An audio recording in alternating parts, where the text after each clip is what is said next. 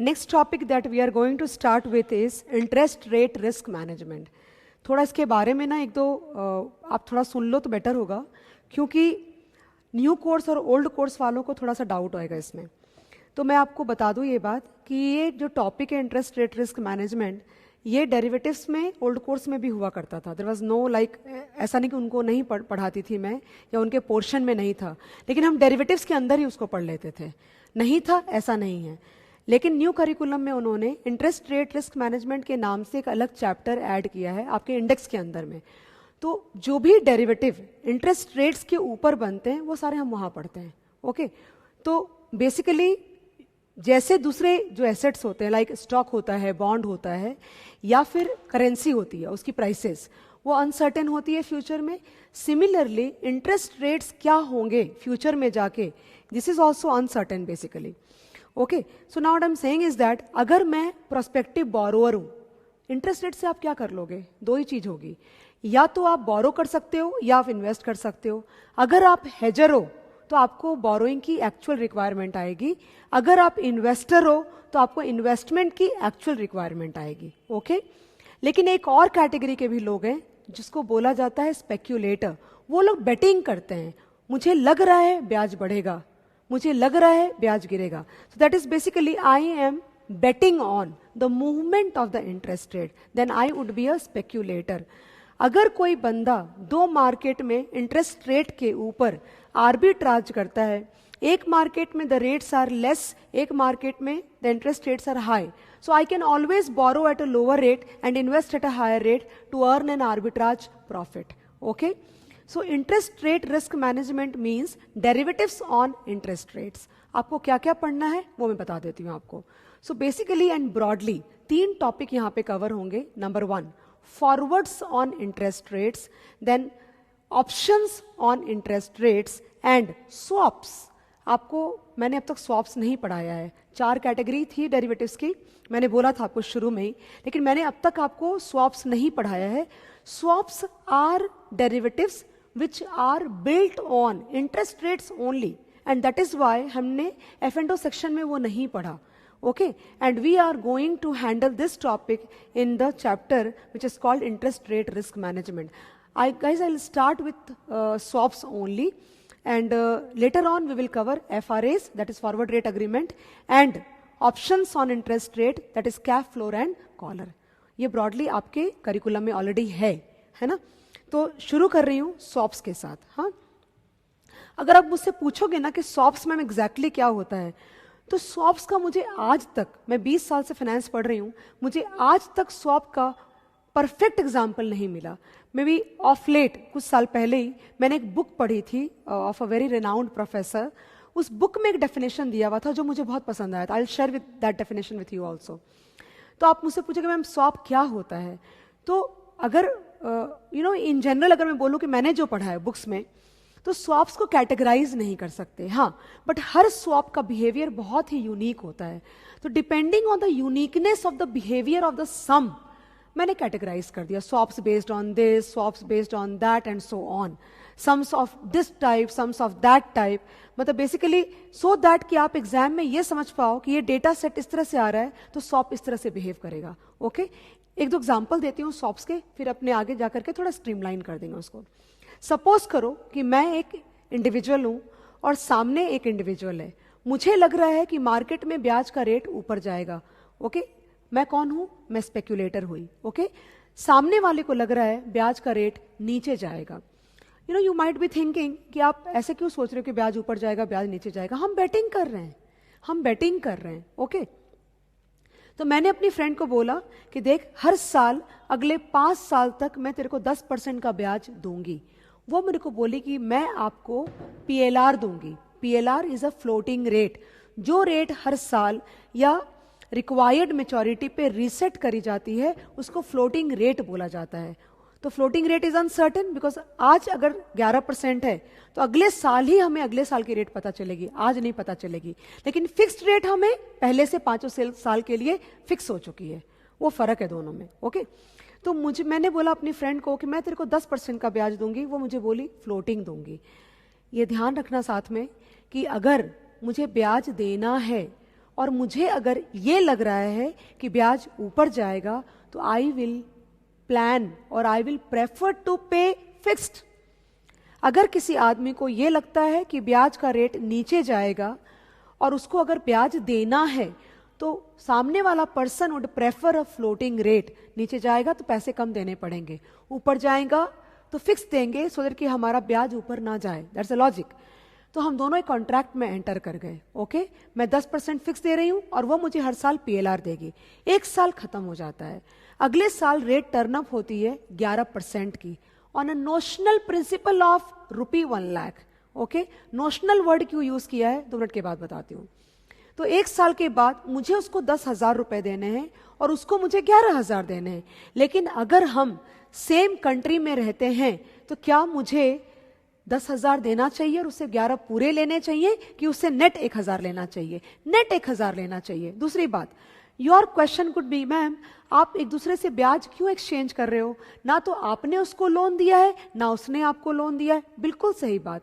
लेकिन क्योंकि हम एक कंट्री में रहते हैं तो मैं उसको 1 लाख रुपया दूंगी और वो मुझे 1 लाख रुपया लोन पे देगी। क्या जरूरत है?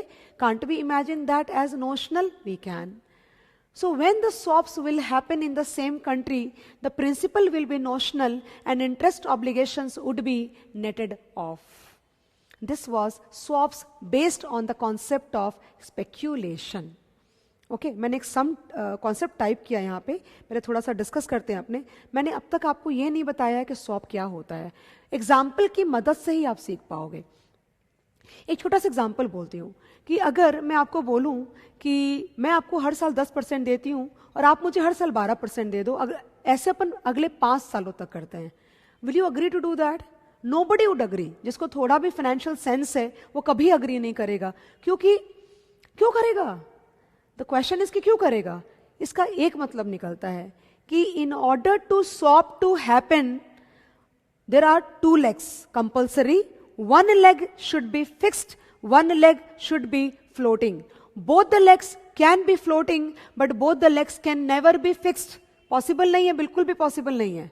Okay? Now, ये जेनेरिक स्वैप हुआ। इसका ये भी मतलब हुआ कि स्वैप के ट्रांजैक्शन में एक एलिमेंट अनसर्टेन रहना जरूरी है, वरना कोई ट्रांजैक्शन क्रिएट ही नहीं हो पाएगा। ओके, तो एक लेग फिक्स और एक leg floating.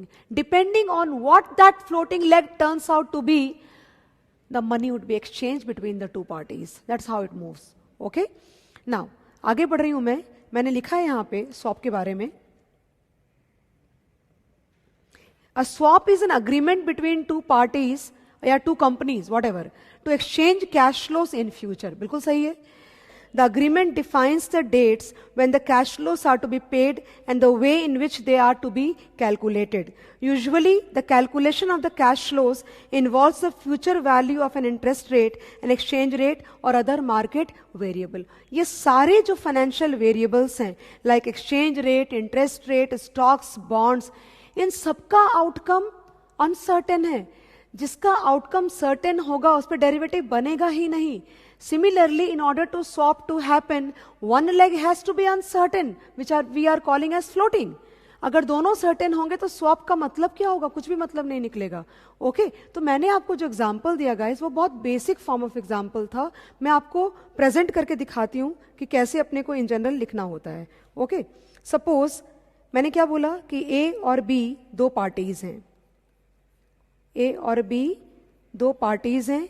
A promises to pay B 10% fixed and B promises to pay floating PLR. Suppose if PLR is equal to 11%, then B pays A. Suppose 1 साल का हिसाब है तो 1 साल के बाद B pays A 11% minus 10% the whole into ₹1 lakh. 1 lakh का principal notional मैंने अज्यूम किया है विल बी इक्वल टू ₹1000। मतलब सेटलमेंट करने के लिए साल के अंत में बी ए को 1000 रुपया पे करेगा और वो पूरा सेटल हो जाएगा। Okay, this is how it should move actually. Okay, आगे बढ़ रही हूं मैं। इसका सम गाइस ओल्ड कोर्स के प्रैक्टिस मैनुअल में एक दिया हुआ है जो कि सबसे पहला सम था, पेपर में आया था। वो मैंने सम यहाँ नहीं लिया because it is very simple example and I really don't want to waste time unnecessary doing that. Maybe I can tell you वो सम कहाँ पे है, maybe later on, right. Let's come to the next category which I have typed here. लेकिन उसके भी पहले मैं आपको 2-3 वैरायटी बता देती हूँ कि अपन क्या क्या स्वैप की वैरायटीज होती है। Like for example sums based on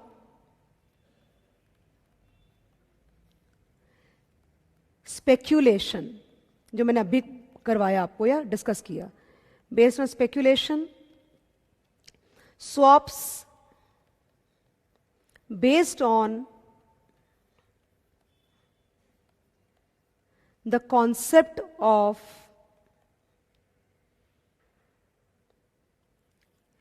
absolute advantage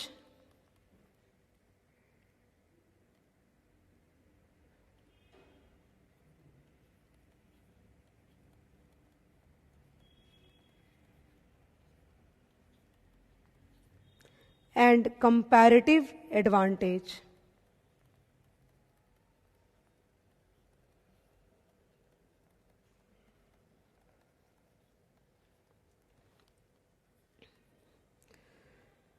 Then overnight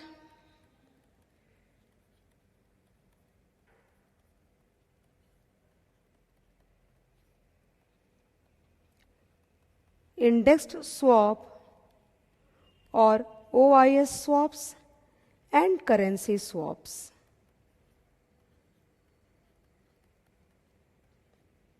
ठीक है ना, मैंने इन तीनों पे प्रॉपर सम लिया आपके लिए। ओके तो स्वैप्स बेस्ड ऑन स्पेक्यूलेशन मैंने आपको समझाया, वर्बली समझाया और आपको दिखाया कि डायग्राम में कैसे ये स्वैप ऑपरेट करेगा। तो कोई भी तरह की डिफिकल्टी नहीं है।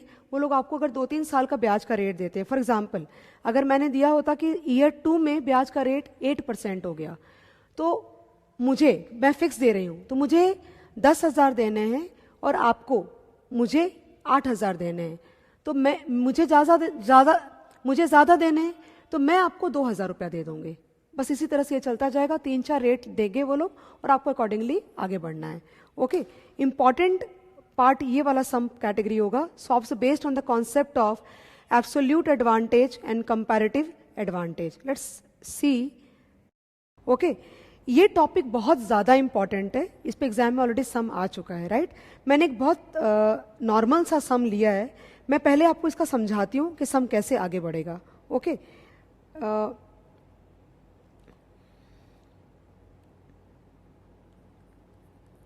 स्वैप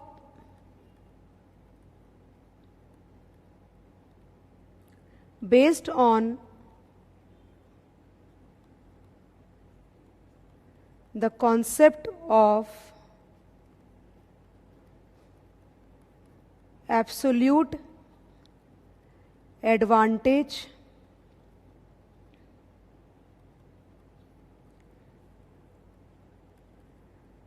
and comparative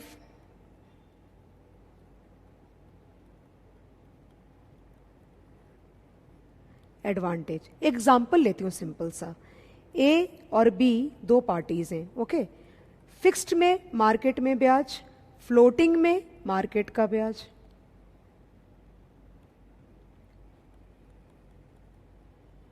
और प्रेफरेंस, ए अगर पैसा बोरो करने जाता है तो फिक्स में उसको 10% चार्ज किया जाता है और फ्लोटिंग में L+1 लाइबॉर।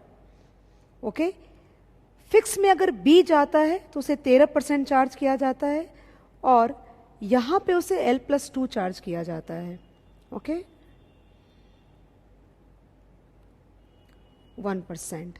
इसकी प्रेफरेंस है फ्लोटिंग और इसकी प्रेफरेंस है फिक्स्ड। ओके नाउ अगर ए अपने प्रेफरेंस के हिसाब से जाता है तो उसको चार्ज किया जाएगा L+1 और बी को चार्ज किया जाएगा 13। टोटल कॉस्ट ऑफ बोरोइंग हो जाएगा व्हाट L+14। मतलब अगर ये लोग खुद से पैसा बोरो करने जाते हैं तो उसको चार्ज किया जाएगा L+14। ओके लेकिन अगर हम ऐसा कुछ करा दें कि ए से हम बी के लिए बोरो करा दें 10 पे और बी से हम ए के लिए बोरो करा दें L+2 पे, तो आपको पता है टोटल कॉस्ट ऑफ बोरोइंग कितना होगा? L+12। पूरे गेम में 2% बच गया, क्योंकि L+14 बिना स्वैप के और L+12 स्वैप के साथ 2% बीच में बच गया। अगर ये 2% ये लोग दोनों आधा आधा बांट लें तो इनका जो कॉस्ट है वो 1% से कम हो जाएगा। Cost of borrowing for A होगा L+1 -1 L और cost of borrowing for B होगा 13 - 1 12।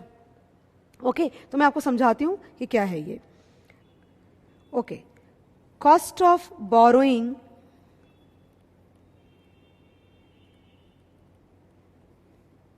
विदाउट स्वैप, तो प्रेफरेंस के हिसाब से 13 लगेगा बी का और L+1 लगेगा ए का, तो L+14। Cost of borrowing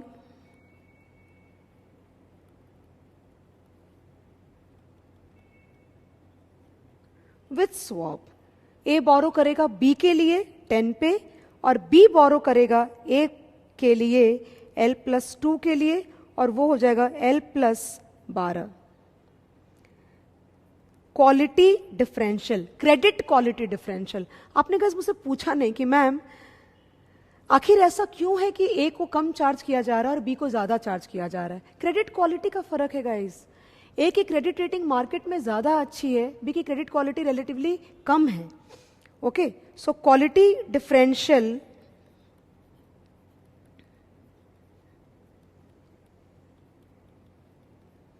will be L+14 minus L+12 2%।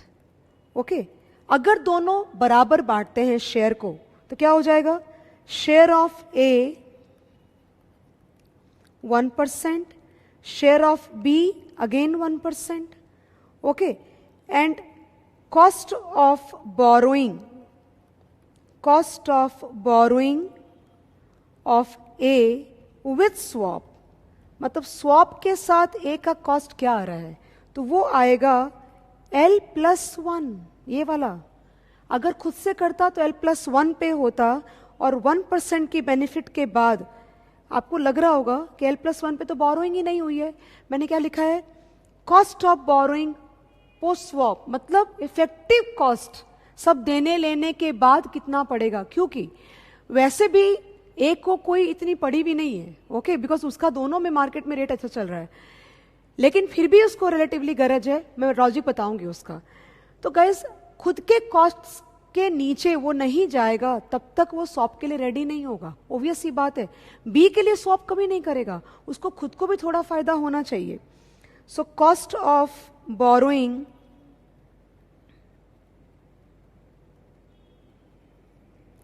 Of B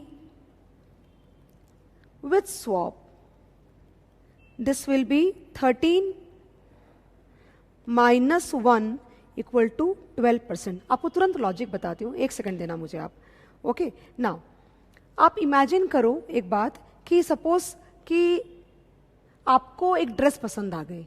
okay, और आपको पता चला कि मैम को भी वही ड्रेस पसंद है somehow, you know, kind of. तो अगर मैं वो ड्रेस खरीदूं ना तो मुझे 100 रुपए में पड़ती है, और अगर आप वो ड्रेस खरीदो तो आपको 150 में पड़ती है। पॉसिबल है बहुत ज्यादा। तो अगर मैं अपने लिए ड्रेस खरीदूं और आप भी अपने लिए ड्रेस खरीदो तो कितने पैसे जाएंगे? 250 जाएंगे। आपको कहीं से पता चल गया कि अगर मैम सस्ते में लाती है ड्रेस तो मैम को कम दाम में मिल जाएगी, राइट? तो आपने मुझे बोला कि मैम आप जब भी बाजार जाओगे ना आप मेरे लिए भी एक ड्रेस लेके आना। मैंने बोला ठीक है। तो मैं बाजार गई और मैंने आपके लिए एक ड्रेस ले ली। तो कितने पैसे गए? 200। स्टेप्स चेक करते जाना। ये देखो, ये 250 हो गया ना, ये 250 हो गया और ये 200 हो गया। बचा कितना गेम में पूरा? 50 रुपया, 50 रुपीज बच गया। अब मैंने सोचा कि जो 50 रुपए बचे हैं, बेनिफिट है, उसको आधा आधा बांट लेते हैं। ठीक है, 25-25 आपके और मेरे बीच में बढ़ गया। अभी 200 रुपए की दोनों ड्रेस है और मैंने आपको चार्ज कर दिया 125। आपको लगा क्यों कि मैंने 100 में खरीदा है तो मैं आपको 100 में पास ऑन करूंगी। मैंने आपको चार्ज किया 125, तो 200 तो टोटल लगे थे और 125 मैंने आपसे ही ले लिया। तो मेरी ड्रेस का कॉस्ट कितना हो गया 75. सो लुक एट हियर, ये this 25 cost of borrowing of A with swap, तो L+1 कितना है आपका 100. मेरा कॉस्ट पहले कितना था 100 माइनस 25 क्या आएगा आपका 75. मेरा कॉस्ट पहले कितना था 150 माइनस 25 125. तो सब देने लेने के बाद the cost will be L and 12%. This is a shortcut to calculate the final answer quickly. Okay, so these are the 5 steps. इससे ज्यादा डिटेलिंग करने की हमको जरूरत बिल्कुल भी नहीं पड़ेगी. Okay, I hope you understood. इस सिचुएशन को एक पर्टिकुलर लैंग्वेज से एक्सप्लेन करते हैं. कैसे, आप वो सुन लेना. A is enjoying an absolute advantage in both the markets, but A is enjoying a comparative advantage in fixed rate market. A दोनों में अच्छा है बट ज्यादा अच्छा है कहाँ, फिक्स में. B दोनों में खराब है बट कम खराब है कहाँ, फ्लोटिंग में. अगर आपको नहीं समझी मेरी बात तो आप चेक करो कि डिफरेंस 3 का और 1 का है. ओके, तो 3 से A बेटर है और फ्लोटिंग में A 1 से ही बेटर है. ओके, तो अपन बोल सकते हैं ना कि A ज्यादा बेटर फिक्स में है और B थोड़ा सा बेटर है फ्लोटिंग में. यही लैंग्वेज को कैसे बोलेंगे, A is enjoying an absolute advantage in both the markets, but it has got a comparative advantage in the floating fixed rate market. B is not enjoying rather, absolute advantage in either of the market, but it is enjoying a comparative advantage in the floating rate market. Okay, the theory says that if there is a situation like this, then both the parties should borrow in the market of their comparative advantage and swap with each other to reduce the overall cost of funding. ये logic है. किसी ने मुझसे ये पूछा कि ma'am ऐसे क्यों नहीं कर सकते, प्रेफरेंस ए की फ्लोटिंग क्यों है, वो तो अच्छा फिक्स में है. ये हम डिसाइड नहीं कर सकते. एक किस सिचुएशन में पहले से फंसा हुआ है ये हमें पता नहीं है. उसके लिए फ्लोटिंग ही शायद अप्रोप्रिएट है, इसलिए वो मांग रहा है. और एक बात और भी सुनो आप, अगर इस सम के अंदर में A is enjoying a comparative advantage in the fixed rate market और उसकी प्रेफरेंस भी फिक्स्ड होती तो वो B के पास जाएगा ही क्यों, स्वैप की जरूरत ही क्यों पड़ेगी.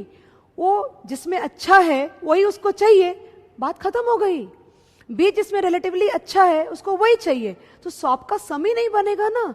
इसके लिए जरूरी है कि मैं जिसमें अच्छी हूं मेरी रिक्वायरमेंट वो नहीं, आप जिसमें अच्छे हैं मेरी रिक्वायरमेंट वो होनी चाहिए, ताकि मैं आपका काम करूं और आप मेरा काम करो. That is the logic of this concept completely.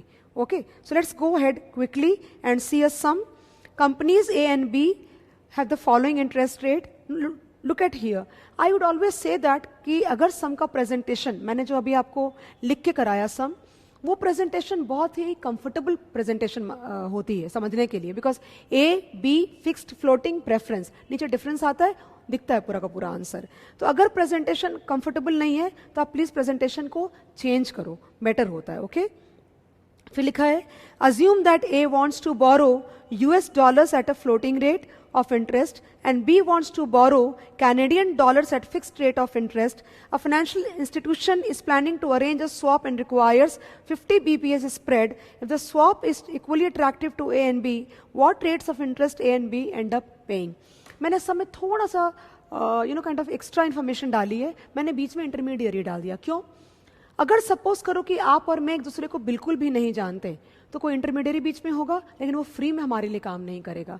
वो मार्जिन में जो बचेगा पैसा उसमें से कुछ हिस्सा उसको जाएगा और जो बच जाएगा वो आपको और मेरे बीच में शेयर करना पड़ेगा. डिपेंड करता है कि मेरी और आपकी बार्गेनिंग पावर में ज्यादा पावर किसके पास है. अगर बराबर है तो सेम डिस्ट्रीब्यूशन और ऊपर नीचे है तो अकॉर्डिंगली सब में वो दिया हुआ होगा. अगर कुछ भी नहीं दिया तो बराबर बांट लेना.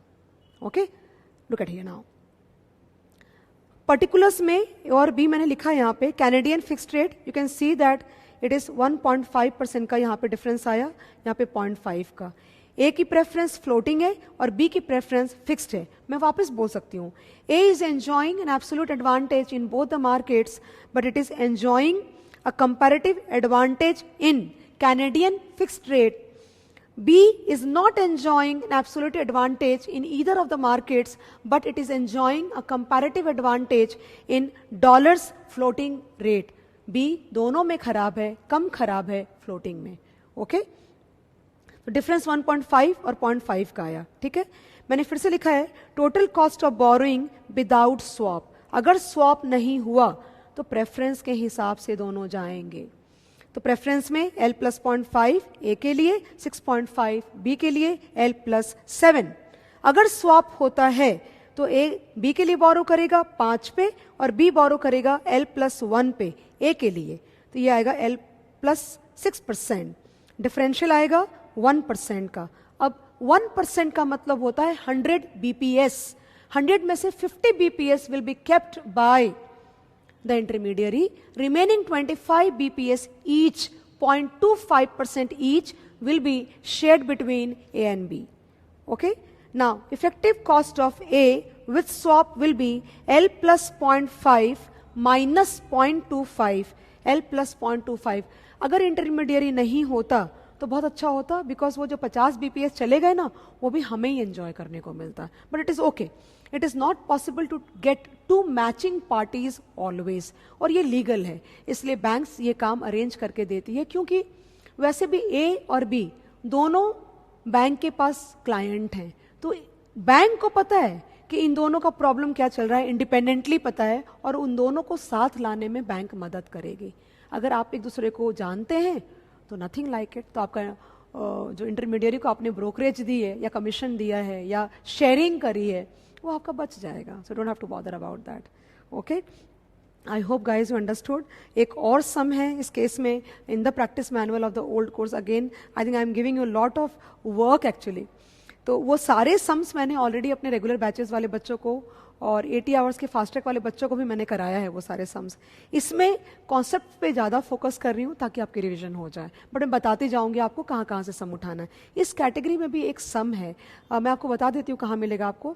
फॉरेन एक्सचेंज चैप्टर में शायद मिलेगा, और वो येन और डॉलर करके सम होगा। आपको दिमाग नहीं लगाना है, हेडिंग लेना येन डॉलर, डिफरेंस क्वालिटी डिफरेंशियल निकालने की जरूरत नहीं पड़ेगी, सम अलग तरह से मूव कर रहा है। ओके, तो जाके चेक करो, इसी तरह से सम करोगे सम हो जाएगा आपका। ओके, एक और कैटेगरी बच गई है, रादर 2 कैटेगरी बची हुई हैं, बट एक कैटेगरी जो मुझे पता नहीं एग्जाम में इतना ज़्यादा, I am not sure too much कि ये क्यों नहीं आया अब तक, because it is a very very obvious category to be asked in the exam. The name of the swap is swap entered into for preferred form of asset or liability position. ये सम को मैं आगे बढ़ाऊं इसके पहले मुझे आपको 2-3 चीजें clarity provide करनी पड़ेगी। ओके, सो वो पहले प्रोवाइड करते हैं।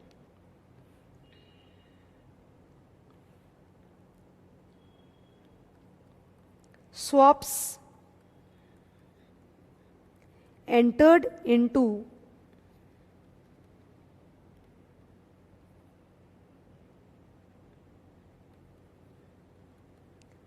in order to have a preferred form of borrowing और इन्वेस्टमेंट। ओके, मैं आपको एग्जाम्पल देती हूँ। एग्जाम्पल ये है कि सपोज करो कि मैंने 1 साल पहले एक घर के लिए लोन लिया था 1 CR का। ओके, तो अभी मैं SBI को ऑलरेडी 14%, 14% का ब्याज दे रही हूँ फिक्स में।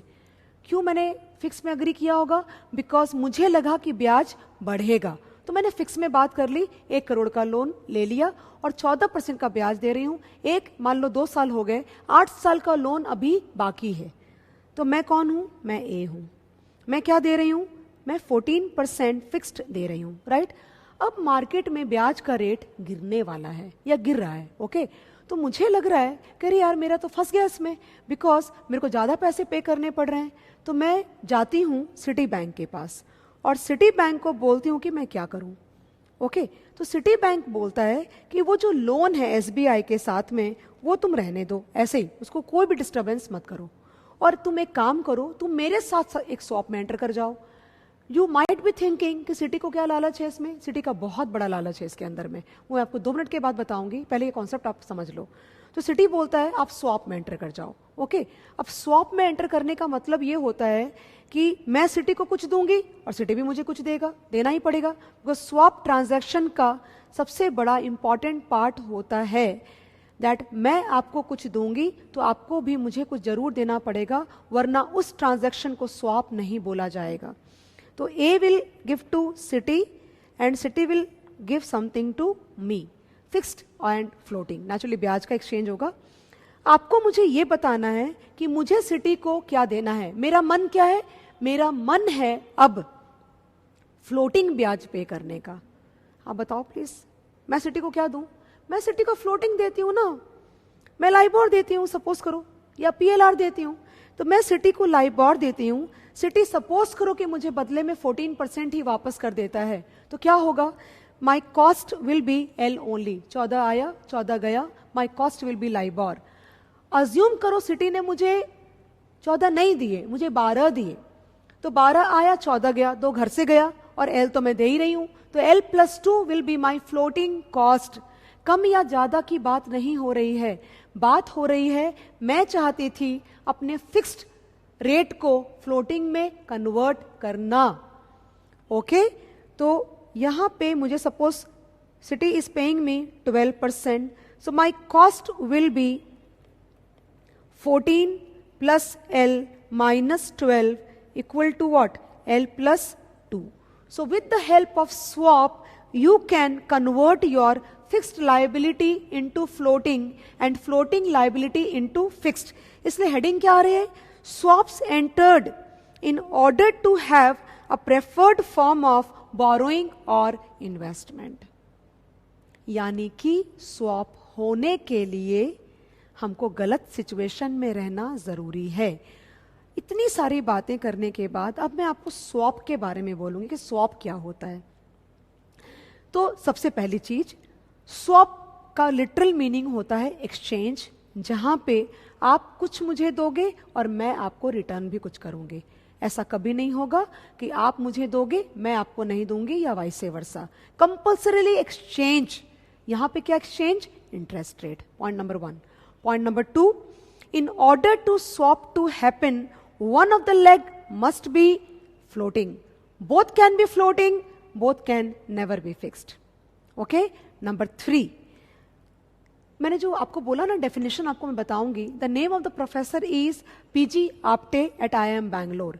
मैंने बहुत दिन तक स्वैप्स में बहुत पढ़ाई करी है, बट एक होता है ना कि एक डेफिनेशन मुझे काश मिल जाए जो मुझे यहाँ पे टच करे बिल्कुल, राइट। तो मुझे आज तक दिखा नहीं। अभी 2-4 साल पहले मुझे एक डेफिनेशन, और जब से मैंने देखा मैं बच्चों को लिखवा रही हूँ वो डेफिनेशन ये बोलता है कि a swap is never entered into for original funding और इन्वेस्टमेंट। फंडिंग का मतलब होता है बोरोइंग, ओरिजिनल फंडिंग और investment. Swap is always entered into in order to make present situation better। मतलब स्वैप की मदद से आप बोरो या इन्वेस्ट नहीं करते, ओके। आपकी सिचुएशन में कोई गलती है, या तो गलती हो चुकी है या आप गलती करोगे, ओके। और उस गलत सिचुएशन को स्वैप की मदद से आप ठीक करोगे। A swap is never entered in order to borrow or invest. It is always entered into in order to make the present situation better. Okay? तो ये एग्जाम्पल जो मैंने आपको दिया है इसमें मैं गलती कर चुकी थी। जो सम मैं आपको कराने वाली हूं, मैं उसमें 2 चीजें हैंडल करना चाहती हूं। नंबर 1, सिटी का क्या लालच है वो आपको पता चलना चाहिए, वरना आप रिलेट नहीं कर पाओगे। नंबर 2, गलती करके और फिर ठीक करना वो भी नहीं समझा हमें, और सिटी कोटेशन कैसे प्रोवाइड करता है, ये सारी चीजें डिस्कस पहले होनी चाहिए, and then we can go ahead about the sum.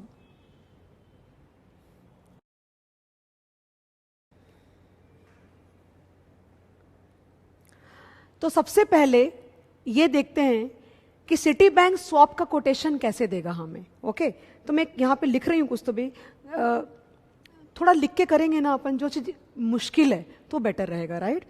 तो swap quotation,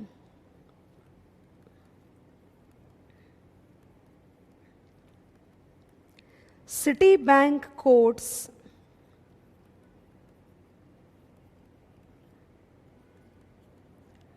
fixed to floating swap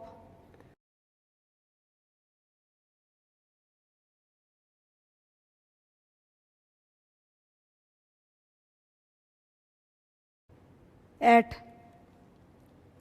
30/40 BPS basis points over 5-year treasuries versus LIBOR.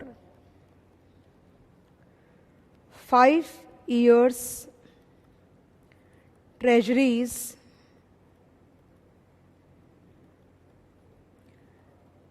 are quoting 10%. मैं बोल रही हूं इंटरप्रेट द कोट, मैं ये बोल रही हूं, राइट? इसका क्या मतलब हुआ? कैसे कोट को इंटरप्रेट करेंगे? इसका ये मतलब हुआ सिटी बैंक कोट कर रहा है 30/40 BPS ओवर 5-year ट्रेजरीज, और 5 साल के ट्रेजरी का रेट, ट्रेजरी का मतलब होता है सरकार की रेट, 10.3 10.4. सो 10.30 10.40 10.40 वर्सेस लाइबॉर. इसका मतलब क्या हुआ? सिटी आ गया बीच में और यहां पे आ गया ए. तो आपने सिटी को बोला कि मैं आपको फिक्स देना चाहता हूं, स्वैप है, ओके, और ये हो गया वापस. तो आपने सिटी को बोला कि मैं आपको फिक्स देना चाहता हूं, ओके. तो सिटी कौन सी रेट लेगा? ज्यादा वाली रेट लेगा नेचुरली. तो 10.4 सिटी बदले में आपको वापस करेगा लिबॉर. और यहां पे सपोज बी एक और पार्टी आती है, ओके, और वो बोलता है कि मुझे आपको लाइबॉर देना है, फ्लोटिंग देना है. तो फ्लोटिंग लेगा, मगर सिटी बदले में फिक्स देगा बट कम वाली रेट देगा, 10.30. What I want to tell you is that Citi इसमें 10 BPS का मार्जिन बनाएगा. ये सिटी का धंधा है, ये प्रोडक्ट है उसका. If Citi gets equal deal on both sides it will end up making 10 BPS spread. Notice करो, कोटेशन सिर्फ फिक्स के लिए है, फ्लोटिंग के लिए कोई भी कोटेशन नहीं है, ओके. सो लाइबॉर आया, लाइबॉर गया, 10.4 आया, 10.3 गया, बीच में बच गया 10 BPS. हम अज्यूम करते हैं that Citi gets equal deal on both sides, thereby ending up with a spread of 10 BPS. Okay, ये एक डिस्कशन हुई, बिकॉज जो सम कराऊंगी उसमें ये एडजस्टमेंट आएगी, तो आपको आना चाहिए ये चीज. अगला, मैंने आपको ये भी बोला था अभी 2 मिनट पहले कि या तो मेरी गलती हो चुकी होगी, उसका एग्जाम्पल मैं ऑलरेडी आपको दे चुकी हूं, मैं गलती कर चुकी थी और मेरा मन था, मन बहुत इंपॉर्टेंट होगा यहां पे, ओके, मेरा मन था कि मेरी फिक्स्ड लाइबिलिटी फ्लोटिंग में कन्वर्ट हो जाए, ओके. सिटी के साथ स्वैप करके मैंने अपनी लाइबिलिटी को फिक्स से फ्लोटिंग में कन्वर्ट किया. नोटिस करो एक बात को, इधर के ट्रांजैक्शन को मैंने डिस्टर्ब नहीं किया है, एक पैरेलल ट्रांजैक्शन बनाया है और नेट ऑफ करने से फ्लोटिंग में आंसर आया है, ओके. आगे तो एक और सिचुएशन हो सकती है वेयर मैं पहले गलती करूंगी जानबूझ के और उस गलती को हम ठीक करेंगे with the help of swap. ऐसा करने से मुझे क्या फायदा होगा ये आपको मैं सम में बताऊंगी. Just wait for 2 minutes. So let's come to the sum now. X limited wants to borrow floating rate funds, देखो लिखा है swaps entered into for preferred form of asset और liability position. X Limited wants to borrow floating rate funds for 5 years. It can do so at a spread of 250 BPS over LIBOR. आपको पता है ये क्या है? X Limited को wants, that's very important, borrow floating rate funds for 5 years. It can do so at a spread of 250 BPS over LIBOR. X एक bank के पास में गया और बोला फ्लोटिंग में बोरो करना है, रेट बताओ. ICICI, SDFC, सिटी बैंक, कहीं भी गया. उसने बोला कि आप L + 2.5 पे बोरो कर सकते हो, okay. It considers the interest rates to be too high. बोला कि मुझे तो इंटरेस्ट रेट बहुत ज्यादा लग रहा है, राइट. तो वो क्या बोल रहा है कि अगर तुमको L प्लस 2.5 ज़्यादा लग रहा है तो तुम एक काम करो, तुम फिक्स में ले लो, 11 पे ले लो। उसको फिक्स में लेना नहीं है, अभी प्रॉब्लम हो गई। L प्लस 2.5 जो उसका मन है उसको ज़्यादा लग रहा है और फिक्स में उसको 11 पे लेना नहीं है। However it does not want to borrow fixed. एक बैंक के पास में गया एडवाइस मांगने के लिए कि क्या करूं अभी। बैंक ने बोला कि एक काम कर, उससे तू 11 में ले ले। बोला मैं 11 में क्यों ले लूं, मुझे तो फिक्स चाहिए ही नहीं, मुझे तो फ्लोटिंग चाहिए। बोला नहीं, तू गलती कर। तो वो जानबूझ के L प्लस 2.5 पे बोरो नहीं करेगा, वो जानबूझ के 11 फिक्स पे बोरो करेगा। गलत सिचुएशन बना ली, उस गलत सिचुएशन को वो ठीक करेगा स्वैप में एंटर करके। Look at here now, the bank quotes fixed versus LIBOR swap at 130 BPS over 5-year treasuries versus LIBOR.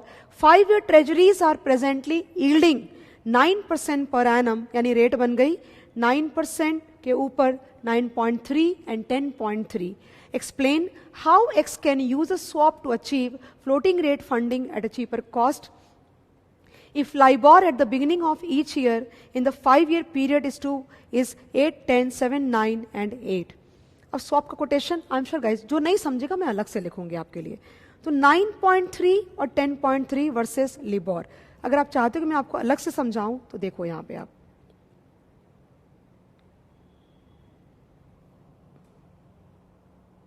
हाँ अभी सपोज करो कि ए है, एक्स है इसका नाम, ठीक है। इसका मन कर रहा है बोरो करने का फ्लोटिंग में, लेकिन ये फ्लोटिंग में बोरो नहीं करेगा, ये बोरो करेगा फिक्स में 11% पे। और एक स्वैप बैंक है साथ में जिससे ये एडवाइस मांगने गया था, स्वैप बैंक है। ओके, नाउ इसके साथ स्वैप करेगा तो स्वैप का डायग्राम आना ही चाहिए। स्वैप की कोटेशन क्या है? स्वैप की कोटेशन है, क्या है बताइए आप? 9.3 and 10.3 वर्सेस लाइबॉर। ओके, तो मैं आपको एक चीज छोटी सी इसमें बता रही थी दैट इसका मन क्या है, एक्स का मन क्या है? इसका मन है फ्लोटिंग देने का। आप देखो एक्स दो जगह पे दे रहा है, एक जगह पे 11 दे रहा है और एक जगह पे क्या दे रहा है, नहीं दिया है, डिसाइड नहीं हुआ है। तो जो इसका मन है ना वो स्वैप बैंक को देगा। तो अज्यूम करो कि ये एल दे रहा है, बदले में स्वैप बैंक इसको देगा 9.3 देगा। Swap bank will give less and take more fix में। ओके, सो इसकी नेट लायबिलिटी किसकी? एक्स की। नेट लायबिलिटी बनेगी 11 plus L minus 9.3 L plus 1.7। मैंने किया है, वहां भी किया है, सेम चीज करी है, but then writing gives you some more comfort. L plus 1.7 की लायबिलिटी आ गई इसकी। अभी क्या बोल रहा है, अगर आप थोड़ा सा ठहर के सोचोगे ना तो L plus 1.7 is lower than L plus 2.5। Okay, तो आपने नोटिस नहीं किया इस बंदे ने दो मार्केट को यूज करके और स्वैप को यूज करके इसने अपनी कॉस्ट ऑफ फंडिंग को कम कर लिया from L plus 2.5 to L plus 1.7। पहला बेनिफिट तो यहां पे ही दिख रहा है। अभी क्या बोल रहा है, अगर अगले 5 सालों में ये 5 रेट हुए तो बताओ इसने सही किया कि गलत किया? तो एवरेज लाइबॉर निकाल लेते हैं। तो एवरेज लाइबॉर और एवरेज कॉस्ट निकाला तो आया 10.10। आपको नहीं लगता गाइस कि ये रेट तो 11 से भी कम है जो ओरिजिनली उसको कोट हुई थी? Okay, so this guy has been able to successfully convert his fixed rate liability into floating rate liability, that too at a cheaper cost. Okay, this is all about this category of sums. I am expecting one of the sum in the upcoming exams. वो बता के नहीं पूछते guys, आपको pre hand ready रहना पड़ेगा। जो पूछा है अगर आप उतना ही पढ़ के जाते हो तो नेचुरल सी बात है कि आपका एज उतना नहीं रहेगा जितना होना चाहिए। Okay, so I would always want कि आप जितना पूछते हैं वो उससे 10% 20% आप ज़्यादा पढ़ के जाओ, वो हमारी एज होगी। ओके, एक स्वैप और है हमारे पास में, आई थिंक OIS स्वैप्स हमें करना है। Okay, so let us do OIS swaps also. इसमें ये मुश्किल नहीं है थोड़ा सा भी, ये रादर बहुत ज़्यादा रिलेटिवली आसान है। ओवरनाइट इंडेक्स स्वैप्स कहाँ होते हैं वो आपको बता देती हूँ शॉर्ट में। मनी मार्केट एक मार्केट होता है, वेरी सिंपल, बहुत तरह के मार्केट्स होते हैं, स्टॉक मार्केट होता है, बॉन्ड मार्केट होता है, कमोडिटी मार्केट होता है, उसी तरह से मनी मार्केट होता है। नाम से ओवियस है, मनी मार्केट में कैश, लिक्विड कैश का लेन देन होता है, but the participants are like huge institutions like banks, NBFCs, mutual funds, insurance companies, RBI, government और AAA रेटेड कंपनीज ही ऑपरेट कर सकती हैं। आप और मैं ऑपरेट नहीं कर सकते। और पैसों का अमाउंट जो होता है वो भी ह्यूज होता है, लाख करोड़, 10,000 करोड़, 20,000 करोड़, इस तरह से पैसों का लेन देन होता है वहां पे, उसको मनी मार्केट बोलते हैं। The most important feature of money market is that the maturity of the instrument is very less. It can range from a single day, मतलब आप एक दिन के लिए पैसा बोरो और इन्वेस्ट कर सकते हैं, maximum to a period of 1 year. 1 year से ज्यादा मेच्योरिटी के इंस्ट्रूमेंट्स मनी मार्केट में अवेलेबल नहीं होते, like T bills, commercial papers and all that. You already know T bill की मेच्योरिटी 1 साल से नहीं होती। कहाँ बिकते हैं ये बिकते हैं मनी मार्केट में। कौन खरीदता है? आरबीआई गवर्नमेंट के बिहाफ पे बेचती है और बैंक्स खरीदते हैं, इन्वेस्ट करते हैं एसएलआर के लिए। इस मार्केट में बैंक्स ऑपरेट करते हैं किस चीज के लिए? सीआरआर और एसएलआर के लिए। Okay, so there is a huge amount of volumes on a daily basis. The biggest money market in India, अगर आप मुझसे पूछोगे तो अहमदाबाद, कोलकाता, मुंबई, ये सबसे बड़े लिक्विड कैश मार्केट्स हैं एक्चुअली। वहाँ पे ये स्वैप हो रहा है। फॉर्मेशन बिल्कुल सेम रहेगी, कोई भी तरह की प्रॉब्लम नहीं है। एक बंदा देगा फिक्स्ड, दूसरा बंदा देगा सामने वाले को फ्लोटिंग। लेकिन वो जो फ्लोटिंग का ब्याज का रेट दिया हुआ रहेगा वो या तो डेली का फ्लोटिंग, मैंने शायद आपको बताया नहीं कि फ्लोटिंग कई तरह के होते हैं। ईयरली रिसेट अगर हुआ तो ईयरली फ्लोटिंग रेट हो गई, मंथली रिसेट हुआ तो मंथली फ्लोटिंग रेट हो गई, डेली फ्लोटिंग रेट भी होती है। और ये खुद से नहीं होता, मार्केट की डिमांड सप्लाई के हिसाब से आरबीआई बताता है। ओके, तो उस तरह की चीजें आएंगी सम के अंदर में। मैं आपको धीरे धीरे सम के साथ सारी डिटेलिंग करती जाऊंगी। फॉर एग्जाम्पल, मैं और आप 2 लोग हैं, तो समझो कि आप और मैं किसी स्वैप में एंटर कर गए। मैं आपको दूंगी 10% पर एनम है वो, है ना, और आप मुझे देंगे सपोज पीएलआर। ओके, तो जो रेट कोट होती है वो तो साल की होती है, लेकिन वो जो कैलकुलेशन होगी अगर वो डेली हो रही है तो ऑब्वियस सी बात है 10 डिवाइड बाय 365 होगा, और वो पीएलआर की जो रेट सुबह पता चली वो भी बाय 365 होगा।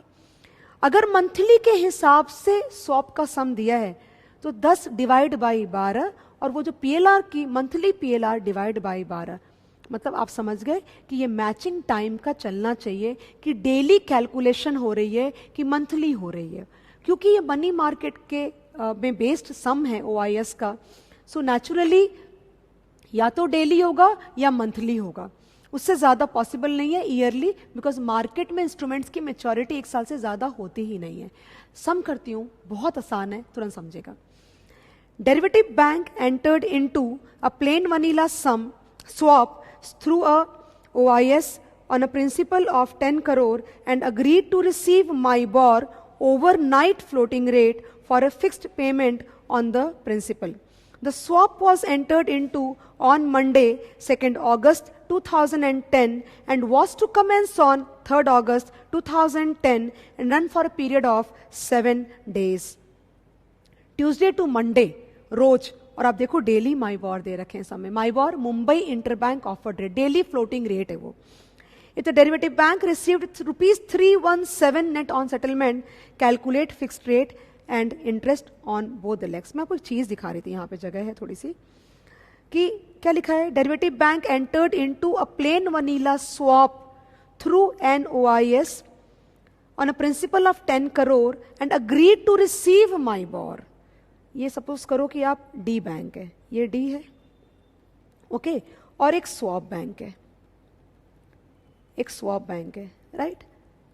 अगर ये दोनों स्वैप में एंटर किए तो डेरिवेटिव बैंक क्या बोला? फिक्स्ड, और रिसीव क्या कर रहा है? फ्लोटिंग। ओके, तो इक्वेशन जो बनेगी वो कैसी बननी चाहिए?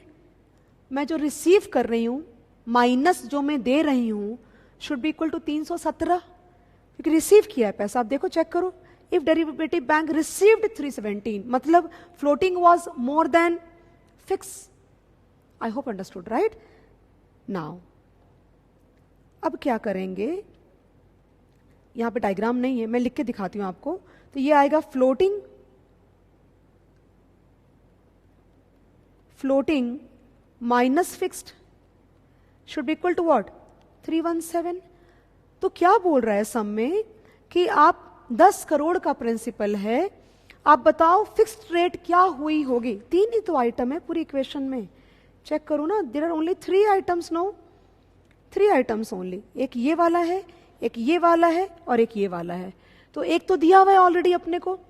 अगर मैं ये जो दिया हुआ अमाउंट है इससे फ्लोटिंग का ब्याज 7 दिन के एंड पे निकाल लूं और यहां पे सब्सटीट्यूट करूं तो 7 दिन का फिक्स्ड का ब्याज आ जाएगा. उसको बाई 7 इंटू 365 करेंगे तो साल का ब्याज आएगा. 10 करोड़ से डिवाइड करेंगे तो रेट आ जाएगी. That's how it should move. Now ये ब्याज 7 दिन का हम कैसे निकालेंगे उसकी कैलकुलेशन दिखा रही हूं आपको. Look at here now. So you can start your calcies also. Now Sunday is a holiday. Tuesday, Wednesday, Thursday, Friday, Saturday, Sunday, Monday, 7 दिन. ब्याज का रेट आप चेक करो, 6 दिया है, क्योंकि संडे को मार्केट बंद रहेगा तो सैटरडे को और संडे को एक ही ब्याज की रेट लगेगी. ओके. और they have asked us to round off. तो ट्यूसडे से चालू होता है. प्रिंसिपल 10 करोड़ का. Your calculation should start now. So 10 crore पे into 7.75% divide by 365, because daily adjustment हो रही है. आप करोगे तो आपको आएगा 21233. गाइस, ये जो सेटलमेंट होगी ना ये रोज नहीं होगी. ओके, ये रोज नहीं होगी, ये 7वें दिन के एंड पे होगी. तो नेचुरली जो ब्याज होगा पर डे का वो कंपाउंड होता चला जाएगा. देखो यहां पे आप, ये कंपाउंड हो गया. Look at here, this is getting compounded. अब इस अमाउंट पे इंटू 8.15% डिवाइड बाय 365 करोगे तो ये आ जाएगा. फिर ये अमाउंट इसमें ऐड हो जाएगा, फिर उस पर आप ये लगाओगे तो ये आ जाएगा, and so on.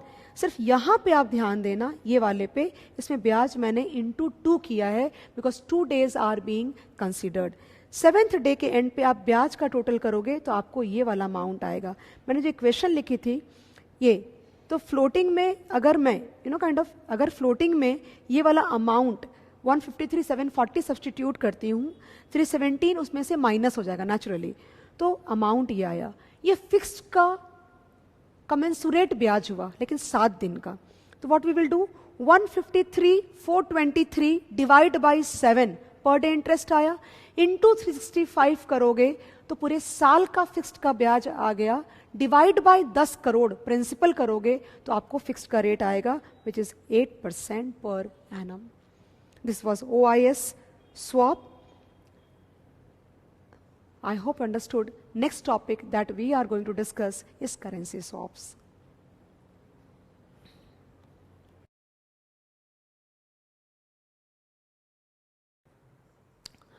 The next category is currency swaps.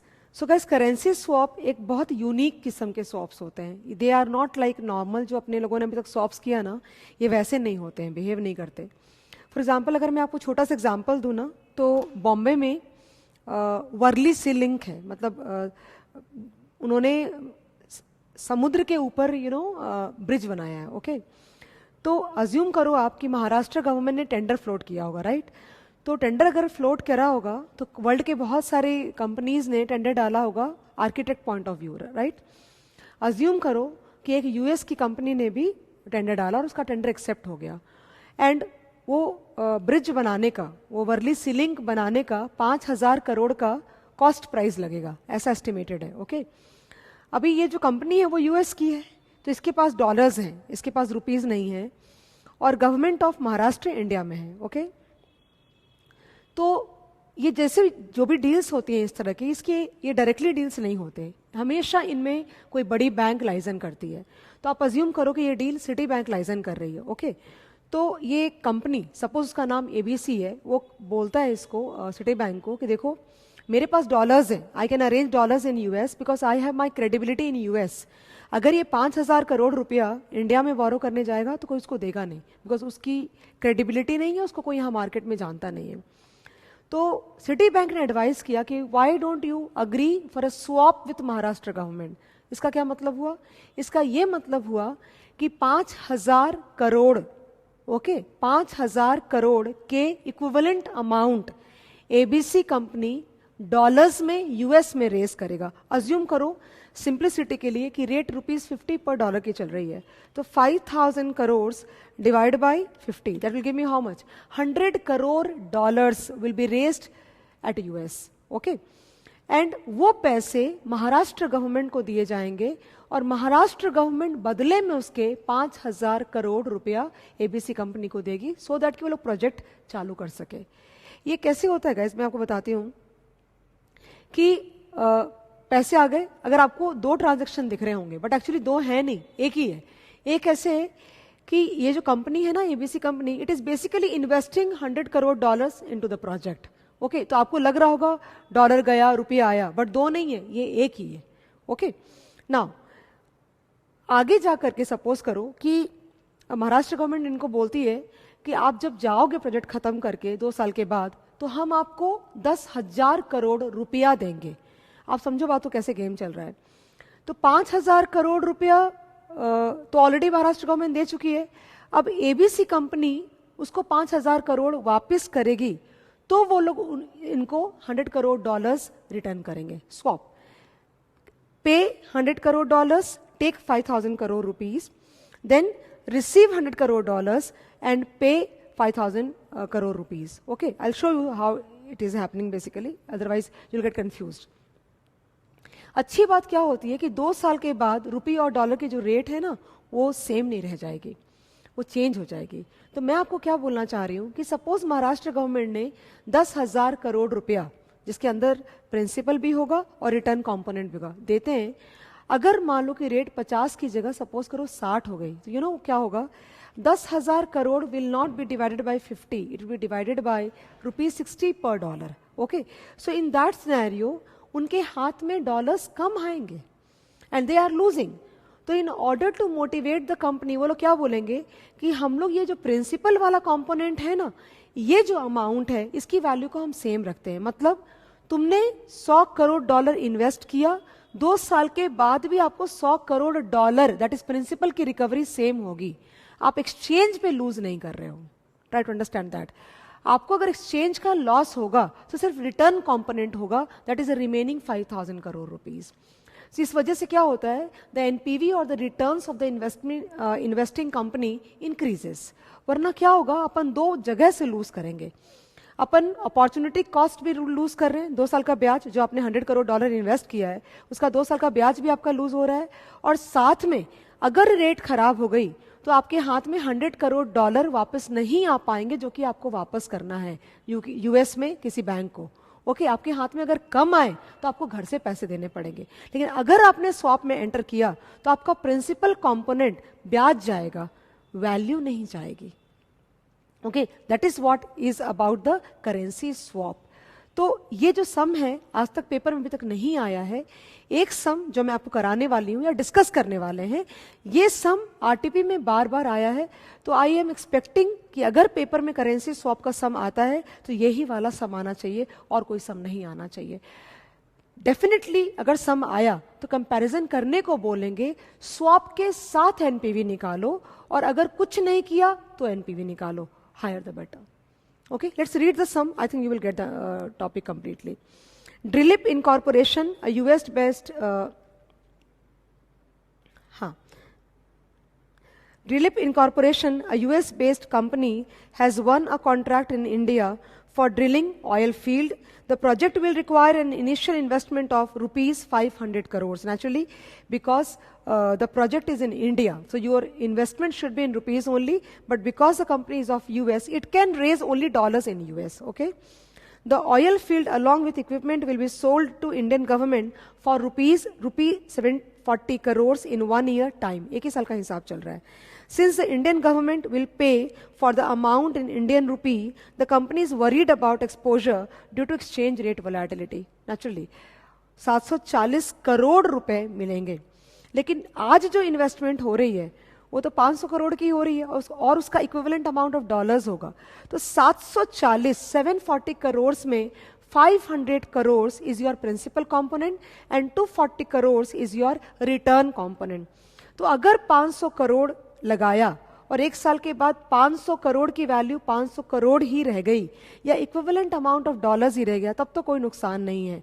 लेकिन अगर वो चेंज हो गया तो हमें नुकसान भी हो सकता है और हमें गेन भी हो सकता है। ओके, बट जब भी स्वैप होगा तो आप ये चीज कन्विंस्ड रहना कि प्रिंसिपल कंपोनेंट की वैल्यू चेंज नहीं करेगी। ओके, फिर लिखा हुआ है you are required to construct a swap that will help the Drillip to reduce the exchange rate risk. Assuming that Indian government offers a swap rate which is $1 equal to rupees 50 in 1 year, then should the company opt for this option or should it just do nothing? The spot rate after 1 year is expected to be rupees 54 per dollar. Further, you may also assume that Drilip can also take dollar loan at 8% per annum. इसका ये मतलब हुआ कि 500 करोड़, अब देखो यहां पे लिखा हुआ है 500 करोड़ का आज का इक्विवेलेंट अमाउंट कितना होगा, 500 divide by 50। Okay, so basically यहां पे मिलियन में सॉल्व करोगे तो आपका एक जीरो ज्यादा होगा, अगर करोड़ में करोगे तो अलग बात है। That is not an important point to be discussed here. आगे बढ़ती हूं मैं। तो बेसिकली यहां पे 500 करोड़ की आज की वैल्यू हो रही है 10 करोड़ डॉलर। 10 करोड़ डॉलर बोलो या 100 मिलियन डॉलर्स बोलो, एक ही बात होती है, अलग अलग बात नहीं है। यानी कि यूएस बेस्ड कंपनी को यूएस में 100 मिलियन डॉलर्स रेज करने पड़ेंगे, ₹50 पर डॉलर पे वो कन्वर्ट करेगा और फिर वो इन्वेस्टमेंट करेगा इंडिया के अंदर में, और ये स्वैप अरेंज करेगा with the help of like the licensing agent with the government. Okay, so let us see what happens आगे जाकर के। The following swap arrangements can be entered by Drilip. Swap a dollar loan today at an agreed rate with any party to obtain Indian rupees to make initial investment. After 1 year, swap back the Indian rupees with a dollar at the agreed rate. In such case, the company is exposed only on the profit earned from the project. ये मैंने अभी 2 minute पहले आपको बोला। Okay, now look at here. अगर swap हुआ तो आप देखो यहाँ पे बेसिकली मैं यूएस में 100 मिलियन डॉलर्स रेज करूंगी, गवर्नमेंट ऑफ महाराष्ट्र को 100 मिलियन डॉलर्स दूंगी, तो बदले में सरकार मुझे 500 करोड़ रुपया देगी। ओके, अब देखो यहां पे लिखा हुआ है buy rupees 500 crore at spot rate of 50, 100 million dollars, मतलब मेरे घर से तो 100 मिलियन डॉलर्स चले गए। Okay, swap rupees 500 crore back at N agreed rate of 50। ये इंपॉर्टेंट है, मतलब ये जो अमाउंट है ना आपका 500 करोड़, ये जो अमाउंट है इसकी वैल्यू नहीं चेंज हुई। 100 मिलियन डॉलर्स गए और 100 मिलियन डॉलर्स एक साल के बाद आ गए। It is nothing guys. आप जो पैसे इन्वेस्ट करते हो ना जीरो में कैपिटल बजटिंग में, अगर मान लो कि आज आपने जीरो में 1000 रुपया लगाया और एक साल के बाद आपने 1500 रुपया निकाला, तो 1000 तो आपका प्रिंसिपल कंपोनेंट है ना, और 500 आपका रिटर्न कंपोनेंट है। लेकिन 1000 आपने लगाया आज और आप निकालोगे एक साल के बाद, तो अगर बैंक से 1000 लोन लिया है तो आपको 1000 पे ब्याज पे करना पड़ेगा और कुछ भी नहीं। ओके, देन वो जो रिटर्न कंपोनेंट है 740 करोड़ में से 240 crore, because 500 represent this principal component, 240 crore sell किए जाएंगे एट द रेट ऑफ ₹54। तो I am getting 44.44 million dollars. तो now if you look at the inflow वाला part, then 100 million dollars is equivalent to the investment, एक साल के बाद receive हो रहा है। 240 करोड़ के इक्विवेलेंट अमाउंट है 44.44 करोड़, और साथ में ब्याज का आउटफ्लो लिया है। कौन से ब्याज का? 100 मिलियन डॉलर्स जो आप यूएस में रेस करोगे उसका एक साल का ब्याज आपको पे करना पड़ेगा, सब में लिखा हुआ था। तो सब मिला के your net inflow at the end of 1 year is 136.44 million dollars. आपने 100 मिलियन डॉलर्स लगाया था और आपने 136.44 मिलियन डॉलर्स आपने रिटर्न में लिया। तो your NPV is very simple, 36.44 million dollars. सिर्फ एक बात बहुत अच्छी होती है, आप देखो यहां पे रेट यहां पे बढ़ गई, 54 हो गया, लेकिन 740 करोड़ में से 500 करोड़ को क्योंकि 50 के हिसाब से कन्वर्जन मिली बिकॉज ऑफ द स्वैप, इसलिए क्या हुआ कि इसकी जो वैल्यू है यहाँ पे 100 और यहाँ पे 100 रह गई, वरना नहीं होती। 500 करोड़ डिवाइड बाई 54 आप करते तो आपको पता है क्या होता, आपका बेसिकली वैल्यू चेंज हो जाती है आपकी, your value would have changed. मतलब क्या होता कि आपने लगाया या आपने रेस किया, $100 मिलियन आपने रेस किए और वापस जाते समय आपके हाथ में 92.59 मिलियन डॉलर्स आते। मतलब 92.59, ओके। सो 100 माइनस 92.59, आपको पता है 7.41 मिलियन डॉलर्स का नुकसान सिर्फ एक्सचेंज की वजह से आपको होता। तो आप कभी भी नहीं चाहोगे कि प्रिंसिपल रिटर्न मत आने दो, प्रिंसिपल तो पूरा वापस आना चाहिए, वरना आप बैंक को पे कैसे करोगे वापस। सो this is the mechanism of a currency swap, okay. अगर आप करेंसी स्वैप नहीं करते हो तो क्या करोगे आप, you will buy 500 crore at a spot rate, तो आपके 100 मिलियन डॉलर्स आपको रेस करने पड़ेंगे वहां पे, ओके। और उसके बाद पूरा का पूरा 740 करोड़ आप डिवाइड करोगे 54 से। इसमें आपको कोई भी जो बेनिफिट आपको वहां ऊपर मिली थी वो यहां नहीं मिलेगी।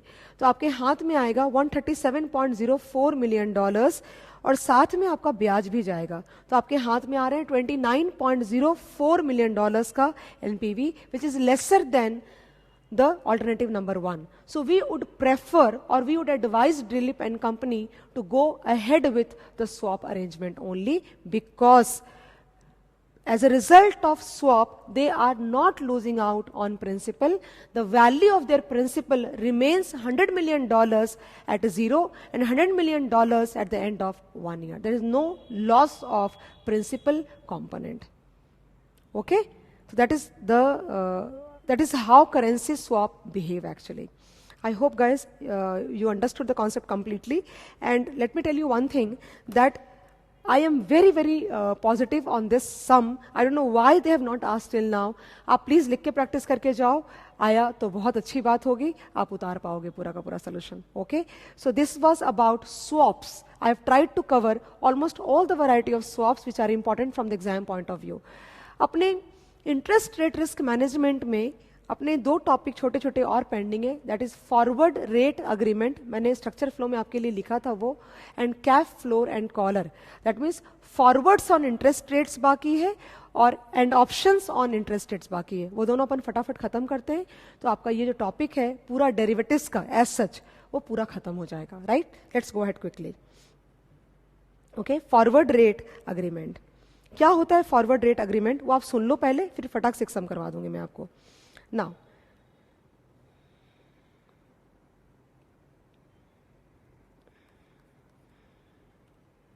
Forward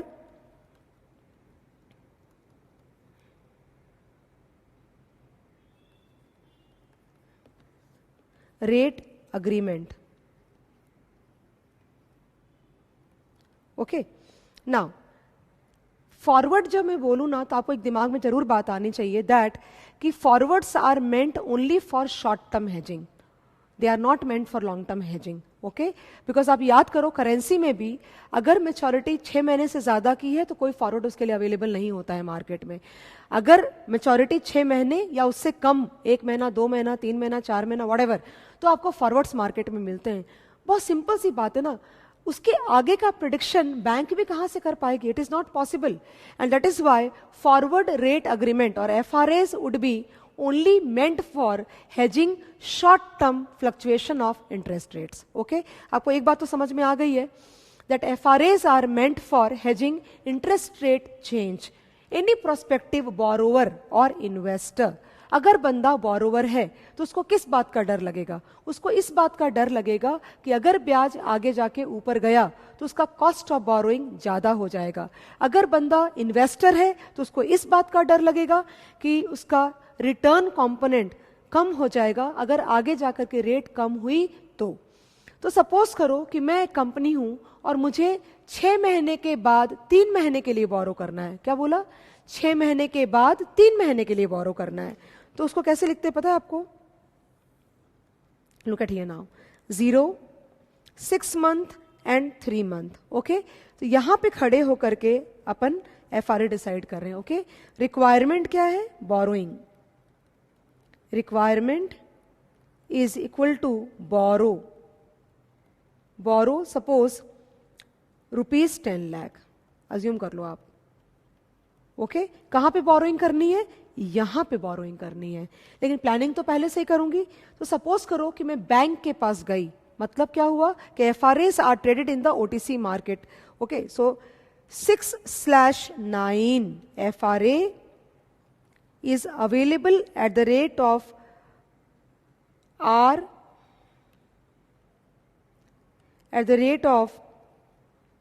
R equal to 5%। मतलब मैं बैंक के पास गई और मैंने बोला कि मुझे 6 महीने के बाद 3 महीने के लिए पैसे बोरो करने हैं। Bank is providing me a quotation that 6 महीने के बाद आओ और आप मुझसे 5% पे पैसा बोरो करके जाओ। बात खत्म हो गई। प्रॉमिस टू बोरो कर लिया। अगर मैं बोरोवर हूं तो मुझे ब्याज के बढ़ने का डर है, तो मैं FRA बाय करूंगी। ओके, अगर बढ़ने का डर तो बाय, गिरने का डर तो सेल। ये याद रखना है आपको। ओके, नाउ ये पीरियड खत्म होता है, टाइम आता है यहां बोरो करने का, राइट? तो स्पॉट मार्केट रेट हो जाती है, spot market rate for 3 month borrowing. For 3 month borrowing suppose करो हो जाती है 6%। ओके, तो नाउ मैं बोरो करूंगी 6% पे ही, यहां से यहां कैश मार्केट पे मैं बोरो करूंगी 6% पे। ओके, तो सपोज करो वी बोरो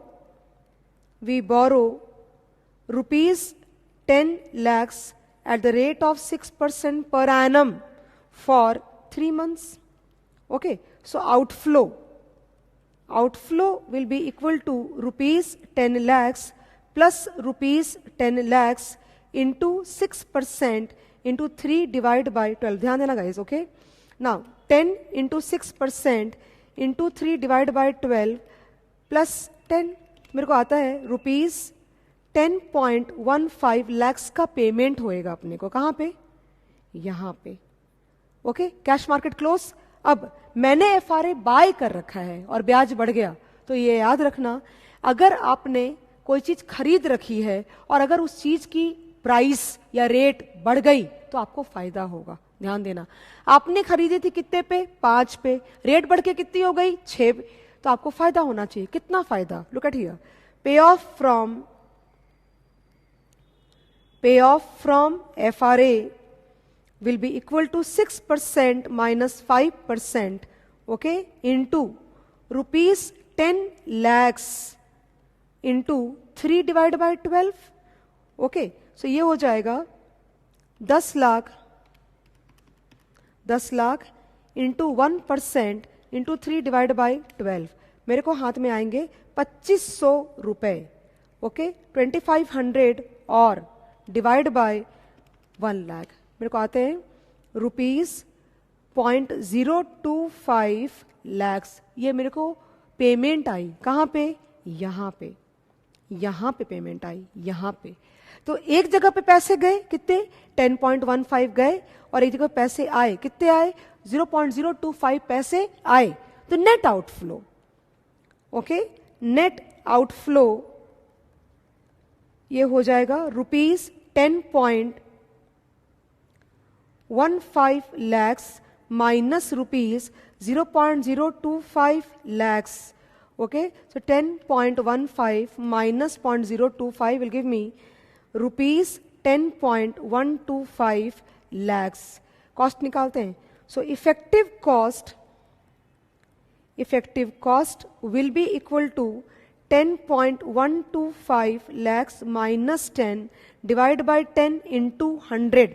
ये मुझे देगा 3 महीने का कॉस्ट, मुझे चाहिए 12 महीने का। तो 12/3 minus 10 divided by 10 into 100 into 4 will give me again 5% per annum. ये है आपका FRA, इसके अलावा कुछ भी नहीं है इसके अंदर में।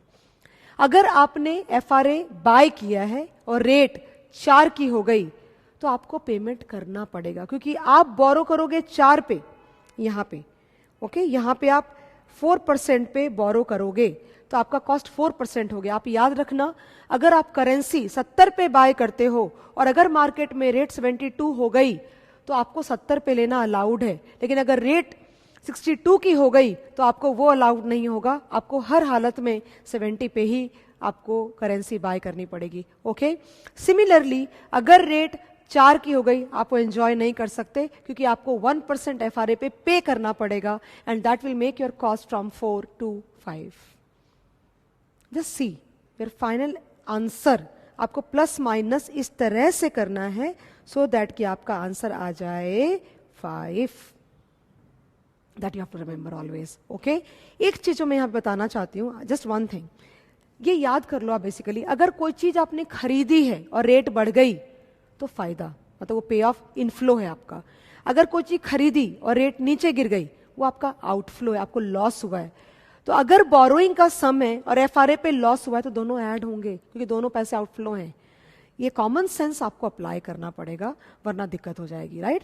लेकिन एक चीज जो मैं बताना चाहती हूँ आपको हियर इज दैट कि गाइज इसमें हेजिंग का सम मैंने आपको एग्जांपल में दिया।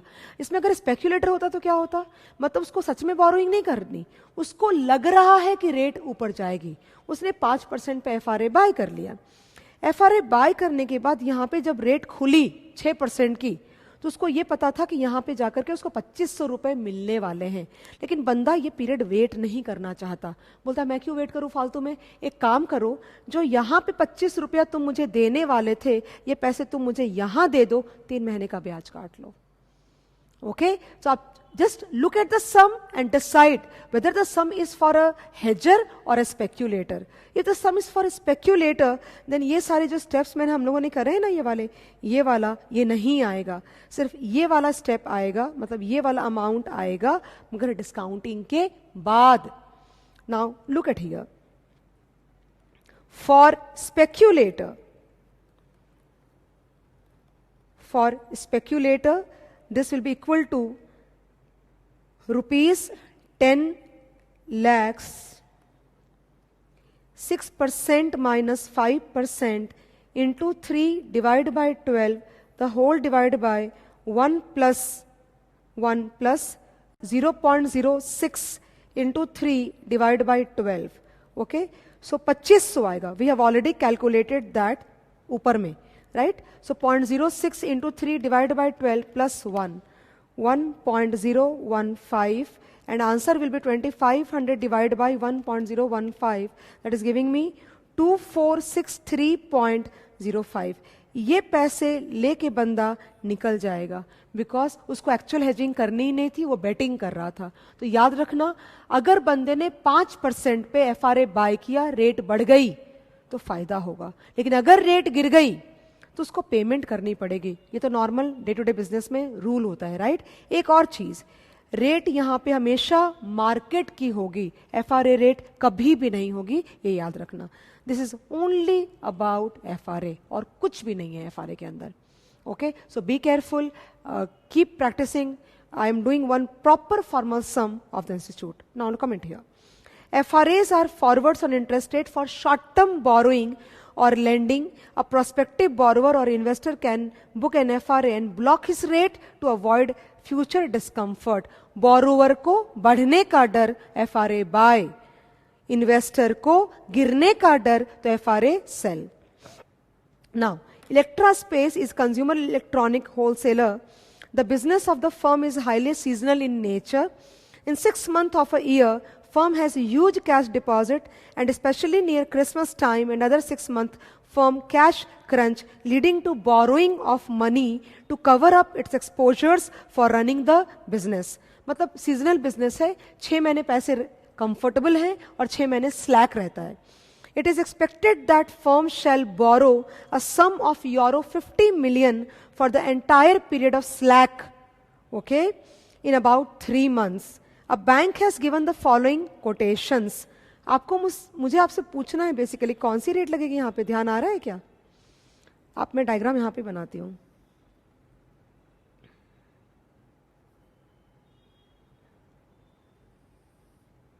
देखो यहाँ पे, so this is suppose 0, then 3 महीना, 6 महीना, ओके, 9 महीने और साथ में 12 महीने।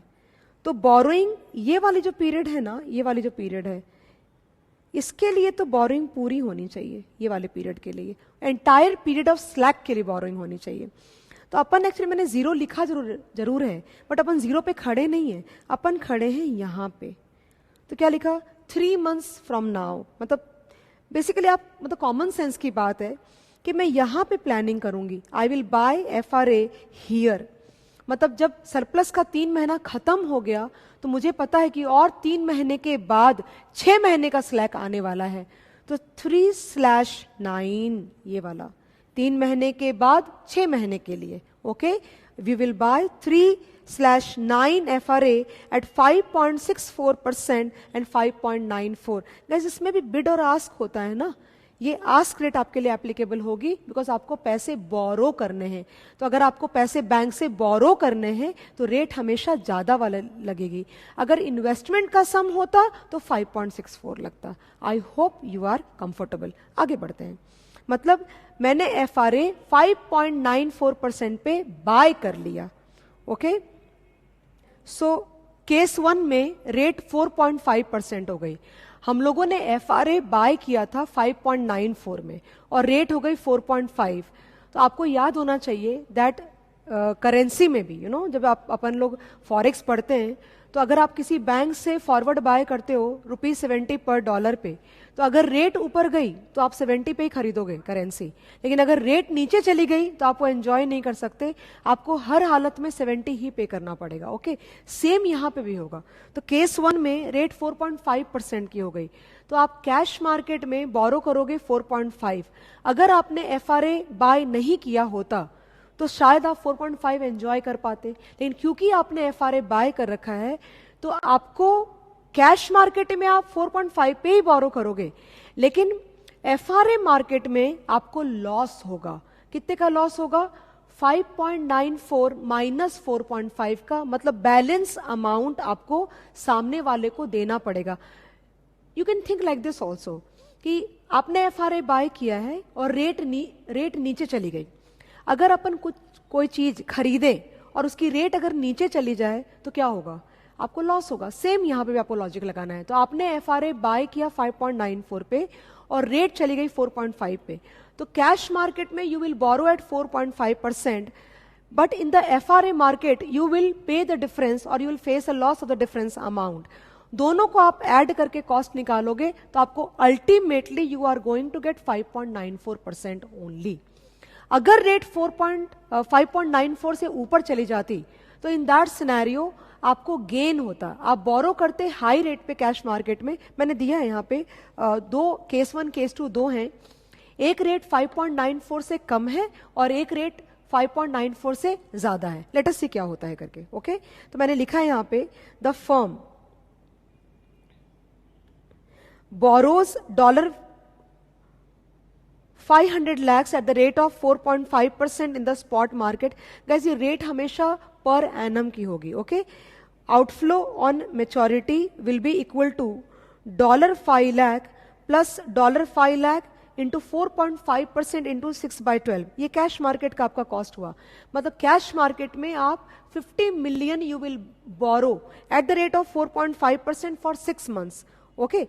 एंड वहां पे आपको पेमेंट करना पड़ेगा 511 to 5000 का कैश मार्केट में। ये आपका क्लोज हो गया।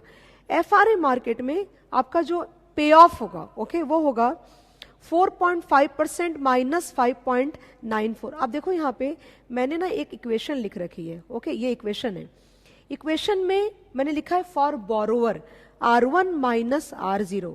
तो R1 क्या है? R1 is your spot, okay, and R0 is your FRA rate. ये ध्यान देना प्लीज आप। R1 is your spot rate and R0 is your FRA rate, okay. तो यहां पे R1 माइनस R0 4.5% माइनस कौन सा स्पॉट? जिस दिन FRA ट्रिगर होगा उस दिन का rate, okay, into 500 lakhs into 6/12 करोगे तो 3,60,000 का आउटफ्लो। ये लॉस हो गया आपको, ओके।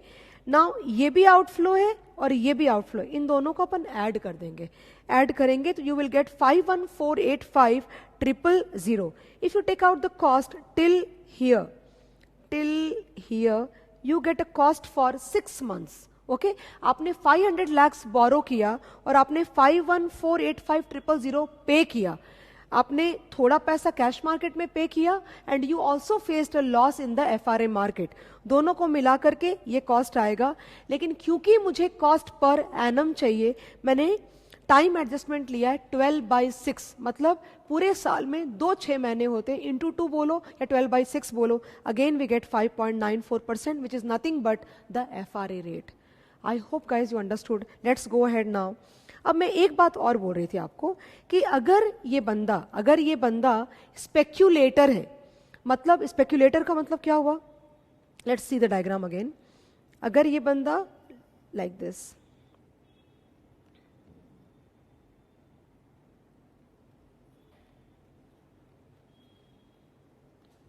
ओके अगर ये बंदा स्पेक्यूलेटर है तो बेसिकली आपका FRA, as I told you कि हम यहां पे खड़े हैं, राइट.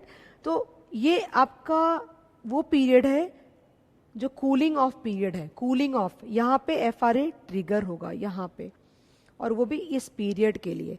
तो जो आपका स्पेक्यूलेटर है उसने यहाँ पे लिया, बाय किया FRA बाय किया क्योंकि उसको लगा रेट ऊपर जाएगी, तो उसने FRA 5.94 पे बाय किया. उसको कैश मार्केट से पैसे बोरो नहीं करने हैं, ये याद रखिएगा आप. उसको कैश मार्केट से पैसे बोरो नहीं करने, उसको सिर्फ FRA से पैसे कमाने हैं. He is betting. तो कैश मार्केट में कोई बोरोइंग नहीं होगी, लेकिन वो सिर्फ FRA बाय कर रहा है. ओके तो यहाँ पे बाय करेगा 5.94 में. यहाँ पे जाके पता चला कि रेट नीचे चली गई. उसने 5.94 में बाय किया और रेट नीचे चली गई, वो हो गई 4.5. तो बेसिकली इसको भी लॉस होगा, लेकिन ये लॉस की पेमेंट इसको करनी पड़ेगी यहाँ पे. तो ये क्या बोलता है कि मुझे तो कैश मार्केट में पैसे बोरो करने नहीं है. अगर मुझे कैश मार्केट में पैसे बोरो करने होते तो मैं लास्ट मैच्योरिटी तक जाता था, वहां कैश मार्केट में भी पे कर देता और FRA में भी पे कर देता जो लॉस हुआ है मुझे. तो एक काम करो, पता तो यही चल गया ना, पता तो just give me a second please. हाँ, पता तो यहां पे ही चल गया कि मुझे पैसे देने हैं कि मुझे पैसे लेने हैं FRA में. Okay I came to know here only कि मुझे पैसे देने हैं कि मुझे पैसे लेने हैं. In this case you bought FRA at 5.94 and the rate went down to 4.5%. That means FRA buyer को पैसे देने हैं, there will be an outflow. लेकिन पता तो वहां पे चल गया ना.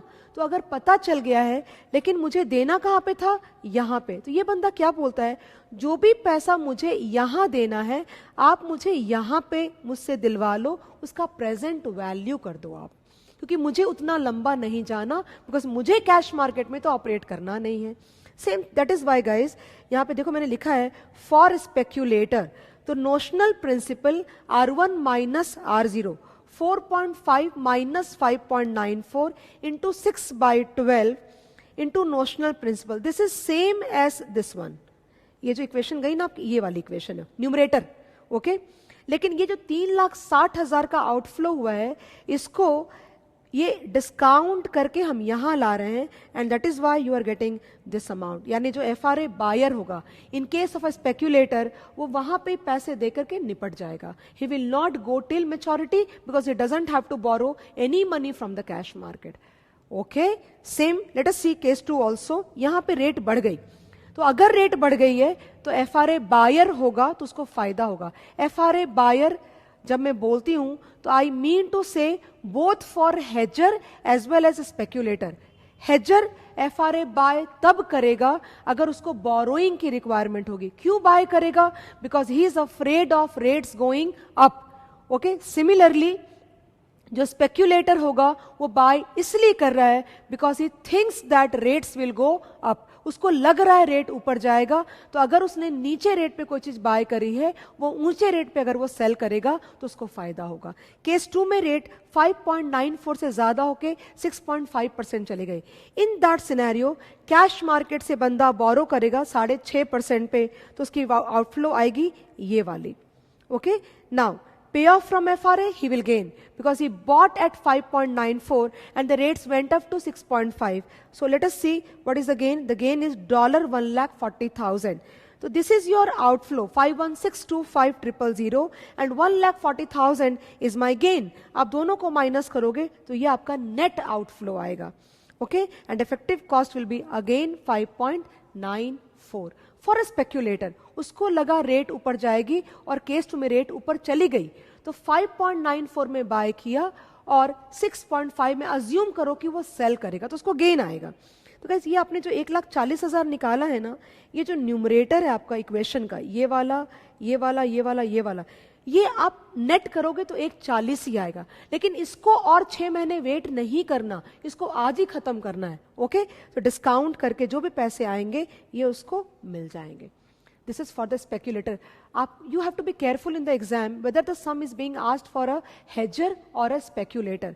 लेकिन मैंने क्या ऑब्जर्व किया है कि ये लोग सम में इतनी क्लैरिटी प्रोवाइड नहीं करते.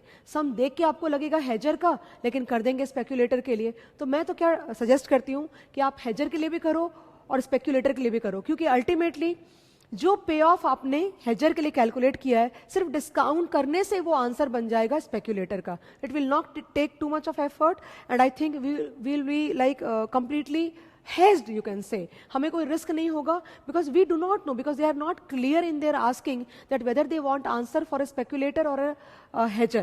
तो hedger के लिए अगर अपन करते हैं तो कैश मार्केट में बोरोइंग करानी पड़ेगी हमको, और फिर पे ऑफ जो एफआरए का होगा उसको नेट करके फाइनल आंसर आएगा. लेकिन अगर सम स्पेक्यूलेटर के लिए करते हैं तो कैश की बोरोइंग नहीं आनी चाहिए और सिर्फ हमें प्रेजेंट वैल्यू पे ऑफ आना चाहिए. But since we are not sure कि वो क्या चाहते हैं, आप दोनों करो. Okay, so we are going ahead with the next topic. Okay, let's go ahead.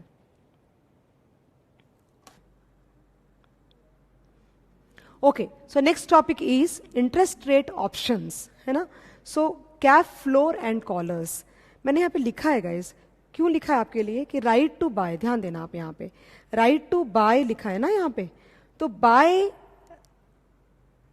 और borrow में लॉजिक एक जाता है, ध्यान देना यहाँ पे केयरफुल. हाँ, कॉल का मतलब कि मैं अभी भी कैप नहीं बोलती, मैं कैप कॉल ही बोलती हूँ, कैप नहीं बोलती. फॉर एग्जाम्पल, अगर आपको बोरो करना है पैसा, आपको किस बात का डर कि ब्याज ऊपर जाएगा, तो अगर आपने कॉल बाय किया 5% पे, तो अगर मार्केट 5% से ऊपर गया तो आपका कॉल एक्सरसाइज होगा, मतलब you have a right to borrow at 5. और अगर मार्केट में रेट नीचे चली गई then your call will lapse and you will borrow at a lower rate. Similarly अगर आपको पैसे इन्वेस्ट करने हैं तो you are afraid of rates going down, तो if you buy a put right to invest at 5, अगर rate 5 के नीचे गई तो you have right to invest at 5. और अगर रेट ऊपर चली गई मार्केट में तो what will happen, put will lapse and you will invest at a higher rate. Same call और पुट का लॉजिक चलता है. ओके, तो मैंने इसलिए सारा कुछ लिखा है एक साथ में. आप देखो, बाय और बोरो एक साथ चलते हैं, कॉल और कैप एक साथ चलते हैं, और right to buy, obligation to sell, ये आपको आता है already, right. Buy call, sell call. Right to borrow at E, तो कोई अगर आप बोरो कर रहे हो तो कोई सामने से इन्वेस्ट कर रहा है, तो ऑब्लिगेशन टू इन्वेस्ट. तो सेल और इन्वेस्ट का लॉजिक एक जैसा चलता है. Okay, buy cap, sell cap, pay premium, receive premium. Okay, दूसरा राइट टू सेल, मैंने बोला ना आपको सेल और इन्वेस्ट का लॉजिक एक जैसा चलता है. तो right to sell at E buy put, right to invest at E buy floor. अगर आपकी इन्वेस्टमेंट होने वाली है तो आप रेट को फ्लोर प्रोवाइड करोगे, कैप नहीं करोगे. आप जाओगे, चाहोगे ऊपर से ऊपर जाए वो, राइट. नीचे बेस प्रोवाइड करोगे, इसके नीचे ना जाए. ओके, तो right to sell, obligation to buy, ये आपको ऑलरेडी आता है. Right to invest at E, तो obligation to borrow at E. Okay, P minus, sell floor, receive premium, और यहां पे बाय पुट या बाय फ्लोर में आएगा पे प्रीमियम. अगर इन दोनों की आप कॉम्बिनेशन बनाओगे तो वो बोला जाएगा कॉलर. कॉलर कोई क्यों बनाएगा, मतलब अगर मेरे को पैसे बोरो करने हैं तो मैं या तो सिर्फ कॉल बाय करूं या मैं सिर्फ कैप बाय करूं, और नहीं तो I can create a collar, मतलब मैं सी प्लस भी करूंगी और मैं पी माइनस भी करूंगी. क्यों ऐसा करूंगी, because I pay premium to buy a cap. मुझे प्रीमियम थोड़ा अपना कम करना है, तो नेचुरली मैं एक फ्लोर को सेल कर दूंगी, प्रीमियम आएगा, तो मेरा नेट आउटफ्लो कम हो जाएगा। सिमिलरली एक और कॉलर बना सकते हैं अगर आप इन्वेस्टर हो तो, P प्लस के साथ C माइनस। कैसे मैं आपको एक सम फ्लोर का ही करा रही हूँ, सॉरी कॉलर का ही करा रही हूँ, जहाँ पे दोनों आएगा। ओके, तो अपन देखते हैं, ये सम आपकी ऑलरेडी इंस्टीट्यूट का ही है एक्चुअली, पेपर में अब तक नहीं आया है। Again I am very very optimistic on the sum, आप प्लीज लिख के सम को करना, ताकि अगर पेपर में आए तो आप पूरा सम उतार देना। ओके, यहाँ पे सम आ रहा है, XYZ Incorporation issues a pound 10 million floating rate loan on July 1st 2013 with resetting of coupon rate every 6 months equal to LIBOR plus 50 BPS. XYZ is interested in a collar strategy by selling a floor and buying a cap. You are already aware of this. XYZ buys 3-year cap and sells 3-year floor as per the following details on July 1, 2013. Principal का amount है $10 million, reference rate 6-month LIBOR, 4% for floor, मतलब basically C plus at 7 and P minus at 4. इस case में premium आया और गया, दोनों बराबर हो गए, कोई टेंशन नहीं है। Using the following data you are required to determine the effective interest paid out at reach reset date.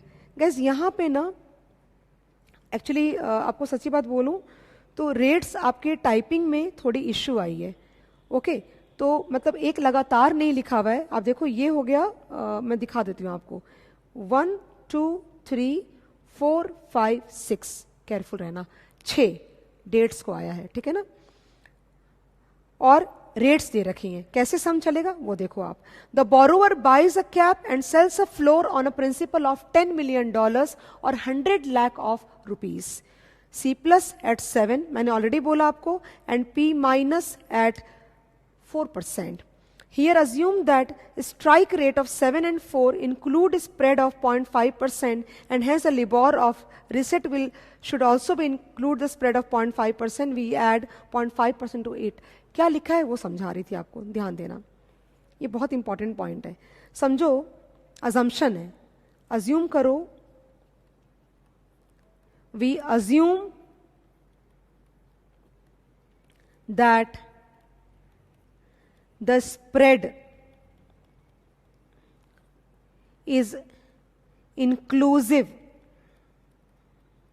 in strike and hence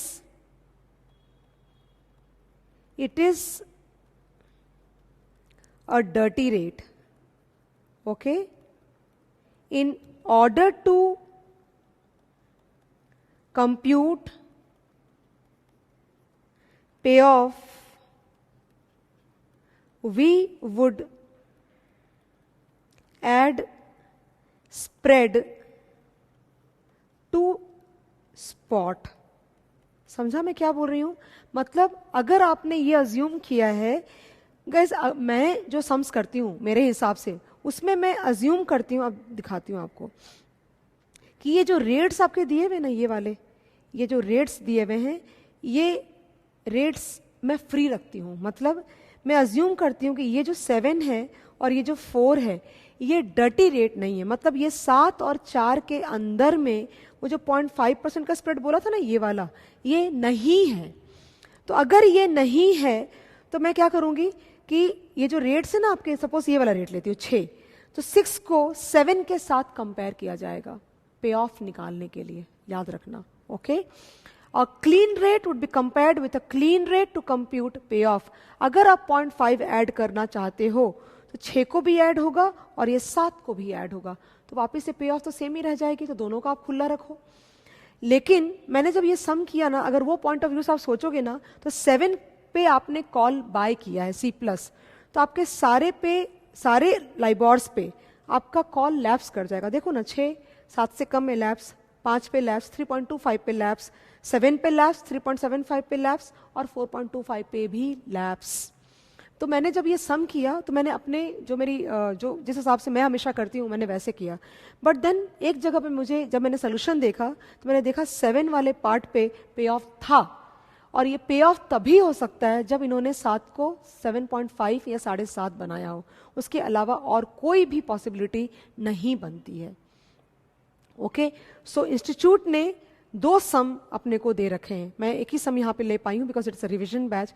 एक सम में उन्होंने अजम्पशन एक लिया है, दूसरे में दूसरा लिया है, मैं कुछ नहीं कर सकती, आपको दोनों आने चाहिए, आप अजम्पशन लिख के और आगे बढ़ जाना।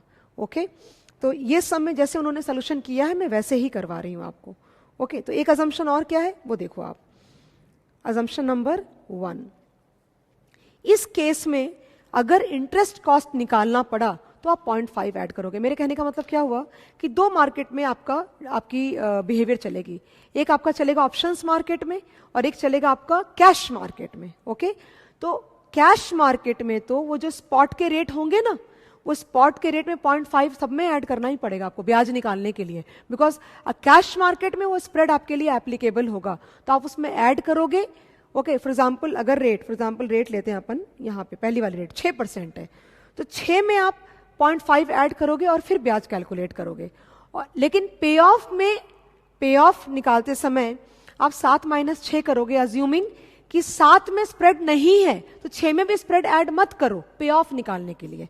ओके, और फिर दोनों का सेट ऑफ लेकर के आप नेट निकालोगे।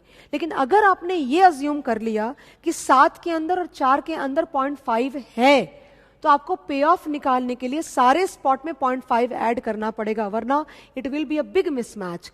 लेकिन ब्याज निकालते समय आपको दोबारा 0.5 ऐड नहीं करना पड़ेगा। ओके, मैं ये बोल रही थी आपको।